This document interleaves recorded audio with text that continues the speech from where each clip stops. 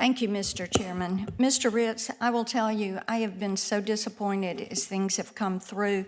Senator Hagerty and I gave you the benefit of the doubt for the U.S. Attorney, but we have heard from so many people in West Tennessee of their frustration with you. So when you look at this, how can criminal defendants that come before you as a judge think you're going to give them a fair shake? How can attorneys that expect their clients to be treated fairly in the courtroom expect that you're going to behave ethically and not discredit them, not discredit the attorneys? Senator, in my career, 19 years, the only job I've had as a lawyer is to represent the interests of the United States and keep people safe in our state. How about the people of Tennessee? And we represent the people. Because that should be a priority too. You referenced the previous allegation against you. The court never addressed that because the attorney withdrew from the case. Okay, let me ask you this. You hired a number 2, Reagan Taylor Fondren, who received a year of probation for prosecutorial misconduct, including unconstitutionally burying evidence and misleading the court. Why did you hire her, and what was the follow-on with that? Senator, our first assistant United States attorney, I did not hire Ms. Fondren. She has been a dedicated public servant her whole career. I promoted her to be first assistant. As with all of my AUSAs, I am proud of the work that they do to uphold the rule of law and protect people. Let's talk about the people of West Tennessee, because your primary duty as a U.S. attorney is to keep the people of West Tennessee safe. Memphis is more dangerous under your leadership, and it's a direct result of your lax policies of not prosecuting violent crime. We know about the Lobley case, and we know that he had been charged with 4 felonies, including unlawful possession.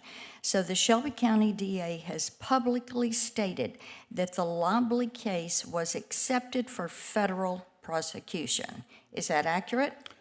Senator, Yes or no? 9 days before the tragic killing of Officer Yes or no? McKinney, our office did accept that for potential federal prosecution. We were Okay. diligently investigating that Let's case. talk about this. The prior U.S. attorney brought 100% of prosecutable gun cases.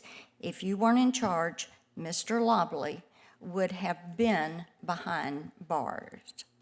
I want to say, Senator, if I may, I have no control over the state system. Mr. Lobley had been arrested in the state system and released on bond in the Federal state. charges. He was arrested.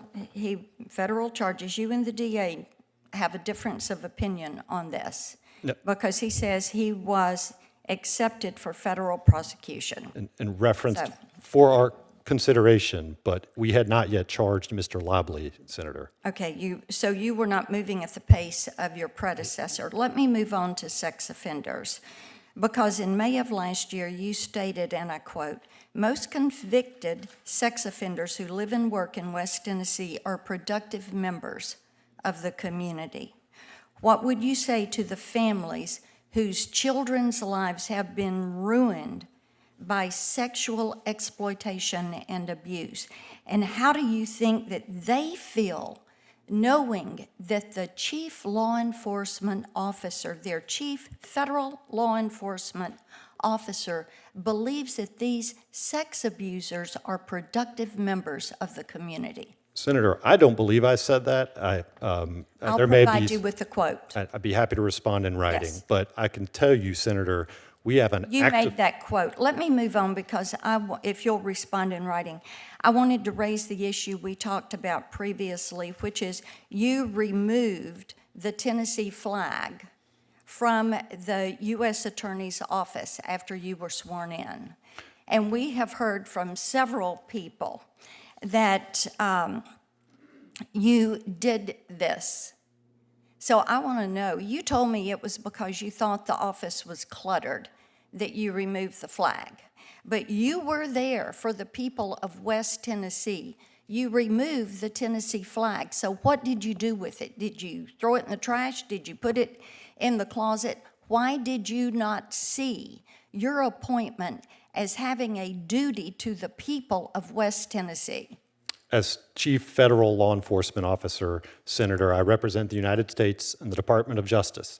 And we're talking about the conference room where we give press conferences and similar public statements. And I felt it was fundamentally... Mr. Ritz, that doesn't fly. Mr. Chairman, I've got the sex abuse quote. I'll submit it for the record. Thank you, Mr.